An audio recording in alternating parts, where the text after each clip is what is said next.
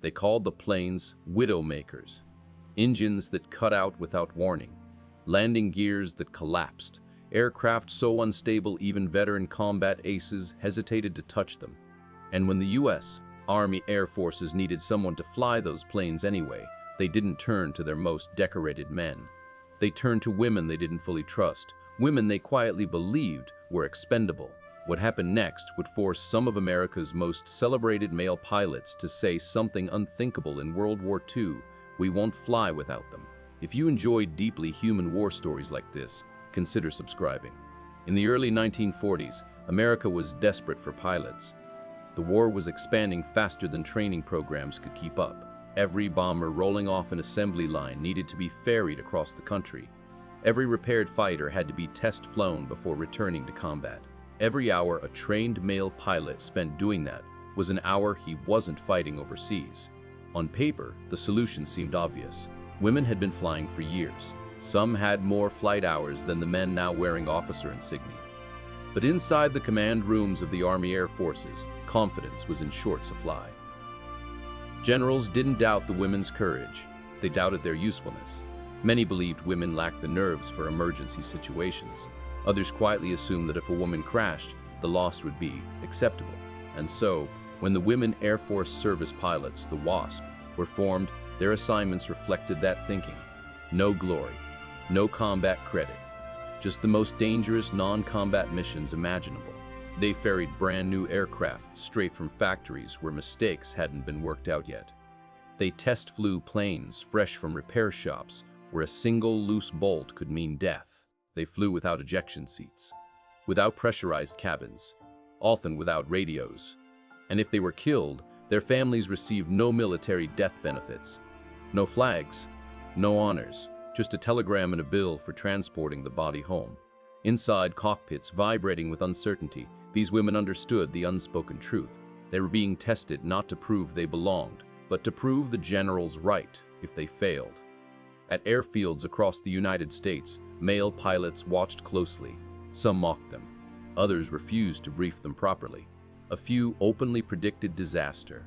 Yet day after day, the WASP kept flying. They learned each aircraft faster than expected. They logged thousands of hours.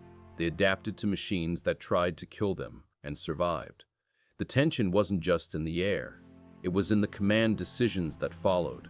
As the war intensified, the demand for safe, reliable aircraft grew urgent. Combat units couldn't afford mechanical surprises overseas. Test pilots mattered more than ever. Still, the most dangerous test flights kept going to the women. Leadership hesitated to admit what the numbers were already showing.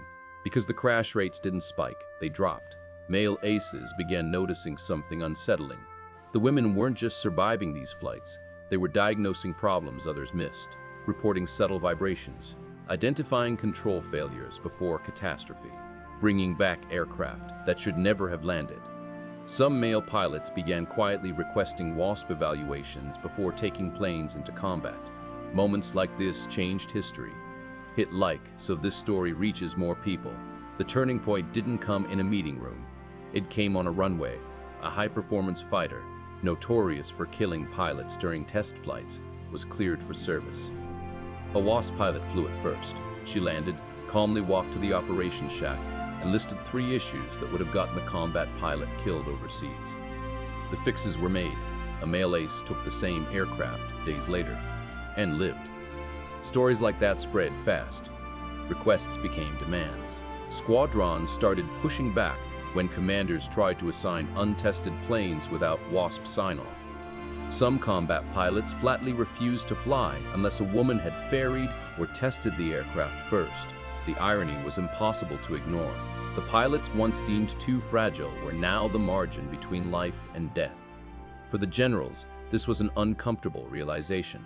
Admitting the women's value meant admitting their earlier assumptions were wrong. It meant acknowledging that leadership decisions, rooted in bias, not evidence, had risked lives. And yet, the war didn't pause for pride. The moment of no return arrived quietly, not with an announcement, but with a shift in behavior. WASP recommendations began carrying weight. Maintenance crews listened. Commanders waited for their reports. Trust, once withheld, was now essential. but recognition lagged behind reality. When the war ended, the WASP were disbanded almost overnight. No parades, no medals. Their records were sealed. Many returned home to silence, carrying memories of friends lost in crashes the military refused to acknowledge as combat deaths. The nation moved on, unaware that behind countless successful missions were women who had never fired a shot, yet saved lives all the same. The consequences of that dismissal echoed for decades. Only in later years would their service be officially recognized. Only then would history begin to correct itself. But by that time, many of the women who proved everyone wrong were already gone. Share this story with someone who thinks World War II outcomes were inevitable. Because this wasn't inevitability. It was choice. It was leadership failure. And it was courage emerging where no one expected it. From pilots trusted last, yet relied on most. In the years immediately after the war, the silence around the WASP wasn't accidental. It was deliberate. Their files were classified. Their contributions folded into footnotes or omitted entirely. In official histories, planes simply arrived where they were needed. Aircraft were tested. Problems were solved. The people who made that happen, many of them women, vanished from the narrative. For the pilots themselves, the transition was brutal. They had spent years flying on the edge of death, carrying the same risks as any military aviator, yet returning home without uniforms, ranks, or recognition. Some tried to continue flying, only to find doors closed. Airlines wouldn't hire them. Military aviation was off limits. A skill set sharpened by war suddenly had no place in peace, and yet their influence lingered in quieter ways. Male pilots who had once doubted them told different stories when asked privately. They spoke of precision, of calm voices over scratchy radios, of walking away from wrecked planes because a WASP pilot had flagged a problem before it was too late. In training manuals rewritten after the war, safety protocols reflected lessons learned from those test flights. Standardized procedures, clearer reporting systems, better mechanical checks. Many traced back to patterns first noticed by women flying expendable missions. The irony was painful. The military had trusted them when failure meant death, but not when success meant status. It would take decades for the truth to resurface publicly. In the 1970s, as women pushed for broader recognition in the armed forces, former WASP pilots began telling their stories again. They produced logbooks, accident reports, letters home, written before fatal flights. The evidence was overwhelming. This wasn't an auxiliary hobby, this was service. When Congress finally granted the WASP veteran status in 1977, it came too late for many. The honor corrected the record, but it couldn't restore lost careers or forgotten funerals. Still, for those who remained, it mattered. Not for revenge, for accuracy. For the simple acknowledgement that history had been incomplete. What makes their story endure isn't just that they proved skeptics wrong. It's how they did it. Not through speeches, not through protest, but through performance under pressure, through consistency when watched closely, through excellence in moments where failure had permanent consequences. Leadership failure is often loud in hindsight. Bias dressed up as caution. Tradition mistaken for wisdom. In the WASP story, that failure cost lives and delayed progress, but it also revealed something else. That trust, once earned in the hardest conditions imaginable, can reshape institutions whether leaders like it or not. Today, when women fly combat missions, test experimental aircraft, or command squadrons, the lineage is clear. It runs through those wartime runways, through women climbing into cockpits knowing they were replaceable in the eyes of command, yet irreplaceable in reality. The generals never issued a grand apology. History rarely offers that kind of closure, but the moment male aces refused to fly without them said more than any speech could. It was an admission written in necessity, a recognition forged in survival. And perhaps that is the most human lesson of all, that progress doesn't always arrive because minds are changed. Sometimes it arrives because reality leaves no other choice. By the time the last surviving WASP pilots reached old age, many were asked the same question again and again. How did it feel to finally be recognized? The answers were rarely triumphant. Most didn't speak about medals or ceremonies. They spoke about the women who never came home, about crash sites marked only by memory, about friends buried without flags because the nation hadn't decided they counted yet. Recognition, when it came, was quiet, late, necessary, but insufficient. In 2010, when surviving WASP members were awarded the Congressional Gold Medal, some arrived in wheelchairs. Others were represented by children and grandchildren. The applause echoed through a chamber that hadn't existed when they first flew. Cameras flashed. History nodded in acknowledgement. But what mattered most to the women themselves wasn't the gold, it was the correction. Because history is not just about what happened, it's about who was remembered when we tell the story.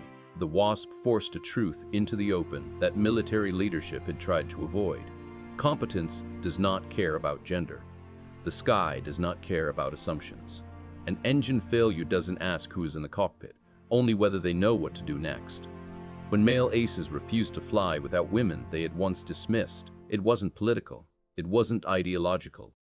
It was survival. Trust forged under pressure is the most honest kind there is, and once earned, it cannot be taken back. World War II is often framed as inevitable outcomes and towering male figures, but beneath that narrative are quieter revolutions. Moments when reality shattered prejudice mid-flight, at 10,000 feet, with no room for denial. The WASP didn't change history by demanding belief. They changed it by making disbelief impossible. Their story reminds us that leadership failures don't always come from malice. Sometimes they come from imagination limited by tradition, and progress often arrives not with permission, but with proof. Proof written in logbooks, in safe landings, in lives that continued because someone trusted skill over stereotype. And perhaps the most enduring legacy of the Women Air Force Service Pilots is this: when the stakes were highest, when the machines were deadliest, and when the margin for error was zero, they were chosen last, sent first, and proved indispensable. Not because they were women, but because they were pilots. Long after the medals were handed out and the headlines faded, the real legacy of the WASP lived on in places most people never noticed, in checklists, in safety margins, in the quiet confidence of pilots who trusted their aircraft because someone, years earlier, had risked everything to make sure it was ready. Every time a modern test pilot aborts a flight because something doesn't feel right, that instinct echoes those wartime women who refused to ignore a vibration or an irregular sound, even when no one expected them to survive the report. Every time a commander learns too late that talent wasted is danger multiplied, the lesson has already been written. History often celebrates the loud victories, the decisive battles, the famous generals. But wars are also won by people who never fire a weapon, never see an enemy, and never receive credit when it matters. The WASP belonged to that hidden army, one defined not by rank or recognition, but by responsibility. They were trusted with the most dangerous tasks because leaders thought they could afford to lose them. Instead, they became the pilots others depended on to stay alive. That contradiction is uncomfortable, and it should be, because it forces us to confront how often progress is delayed not by lack of ability, but by lack of belief. How many times institutions choose familiarity over evidence? How many lives are put at risk because someone, somewhere, decides who is acceptable to lose? The Women Air Force Service Pilots answered none of that with anger. They answered it with skill, with discipline, with quiet excellence under impossible pressure. And when the moment came, when survival outweighed prejudice, the truth surfaced on its own. The sky made the decision. And once it did, there was no going back.